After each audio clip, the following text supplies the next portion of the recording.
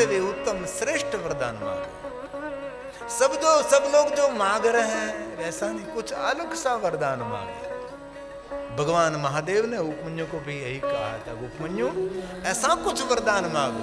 अब तक किसी ने ऐसा वरदान नहीं मांगा है। और आज चंद्र महाराज को कह रहे, चंद्र आपके मन में जो इच्छा है ऐसा वरदान तो मांग सकते हैं आप, लेकिन कोई विशेष आपके मन में जो इच्छा है तो आप मांग सकते हैं। लेकिन चंद्र महाराज ने बहुत सुंदर विवेक दिखाया है। चंद्र ने कहा कि महादेव यदि प्रसन्नो देवेश, महादेव आपकी प्रसन्नता सबसे बड़ा वरदान है। महादेव आप प्रसन्न हो, आप प्रकट हो गए, आप मेरे सामने उपस्थित हैं। भगवान देवताओं के पास मांगना पड़ता है, महादेव आप देव नहीं, आप तो देवों के देव हैं। जो मांगे ने वरदान देते उसको देव कहा जाता है, कुछ मांगना नहीं पड़ता और वरदान देते रहते, इसीलिए तो आपको महादेव कहते हैं। योग्यता के अनुसार देने वाला देव है, लेकिन आप तो कभी किसी की योग्यता देखते ही नहीं, बिन योग्यता आप वरदान देते रहते हैं। महादेव क्या मांगे आपके पास, लेकिन आपने मुझे कहा है मांगने के लिए, इसीलिए भगवान मैं कहता हूं यदि प्रसन्नो देवेश, मुझे पता है किम साध्य भवेन मम, मेरे लिए कोई वस्तु असाध्य नहीं है। जो मांगू जो नहीं मांगू वो सब कुछ मुझे मिलने वाला है, क्योंकि आपकी प्रसन्नता सबसे बड़ा वरदान है। ये चंद्र महाराज ने महादेव को कहा कि महादेव यदि प्रसन्नो देवेश, यदि आप प्रसन्न है महादेव, किम साध्ये भवेन् मम, तथापि मे शरीरस्य क्षयं वारय शंकर,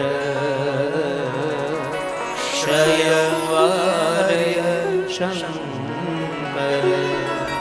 भगवान मांगने की कोई इच्छा नहीं है, लेकिन महादेव आप बार बार मुझे कहते हैं मांगिए मांगिए, इसीलिए भगवान कह तथापि मैं शरीर से रोगी हूं। भगवान मुझे क्षय रोग हुआ है, महादेव इस रोग को भगवान वारिए, इस रोग को भगवान दूर करे, मुझे मुक्त करे क्षय रोग से। भगवान शिव ने कहा चंद्र सुनो, आपको जो रोग हुआ है ना, और दक्ष महाराज ने श्राप दिया है। किसी का निशासा, किसी की बद्दुआ, किसी का श्राप लगने से जो कुछ दुख होता है, इन्हें से मैं भी मुक्त नहीं कर सकता। इसीलिए चंद्र महाराज जीवन ऐसा सुंदर निर्माण करिए हैं, किसी का आशीर्वाद तो नहीं ले सके, लेकिन किसी की बद्दुआ न लगे उसका तो बहुत ध्यान रखिए। चंद्र महाराज अपने जीवन जिले में थोड़ा सा गलत प्रयोग किया है, इसलिए तो सब कुछ हुआ है। चंद्र मैं तुझे वरदान देता हूं, तुझे जो क्षय रोग हुआ है ना, ये रोग की पीड़ा में हर हूं। मुझे सारी दुनिया हर हर महादेव कहते हैं। मैं सबकी पीड़ा हरने वाला हूं, मैं सबके दुख हरने वाला हूं। इसलिए तुझे क्षय रोग की कोई वेदना नहीं होगी, सभी वेदना मैं हरता रहूंगा। लेकिन सुन चंद्र, यदि तुझे क्षय रोग में से मुक्ति तो नहीं मिलती, 15 दिन क्षय रोग बढ़ेगा और 15 दिन तेरा क्षय रोग कम हो जाएगा। एक पक्ष में तेरी कला खिलेगी, दूसरे पक्ष में तेरी कला कम होगी, वैसे ही चलता रहेगा।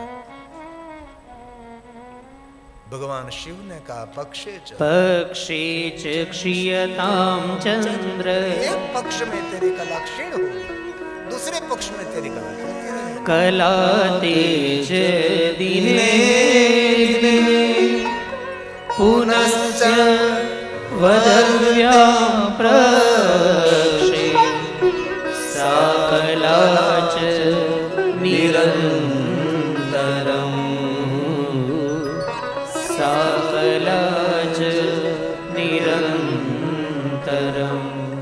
अब भगवान महादेव ने कहा सुन चंद्र, मैं तुझे वरदान देता हूँ, एक पक्ष में तेरी कला खिलेगी, एक पक्ष में तेरी कला कम होगी, और 30 दिन में एक दिन तो संपूर्ण कला से भरपूर रहेगा। लेकिन मैं तुझे वरदान देता हूं चंद्र, जब तू अति बीमार संपूर्ण क्षय हो जाएगा, तब मैं तेरे पास रहूंगा, तेरे पास में खड़ा रहूंगा चंद्र। पूर्णिमा के दिन में आपके पास नहीं रहूंगा, लेकिन जब तू संपूर्ण क्षय हो जाएगा तब मैं तेरे पास आकर खड़ा रहूंगा। जिनको हम द्विज चंद्र कहते हैं। क्यों हम दर्शन करते हैं? शुक्ल पक्ष की द्विज 6 बजे का आसपास आकाश में दिखाई देते हैं। ये द्विज चंद्र की महिमा क्या है? इस दिन भगवान महादेव स्वयं चंद्र के पास रहते हैं। और शंकर भगवान ने कहा, मैं पूर्णिमा का चंद्र नहीं धारण करूंगा, मैं मेरे भाल में बीमार चंद्र को धारण करूंगा। जिनको किशोर चंद्र, बाल चंद्र, भाल चंद्र, चंद्रशेखर आय नमः, जिनके भाल में शिशु चंद्र है, वो बीमार चंद्र है।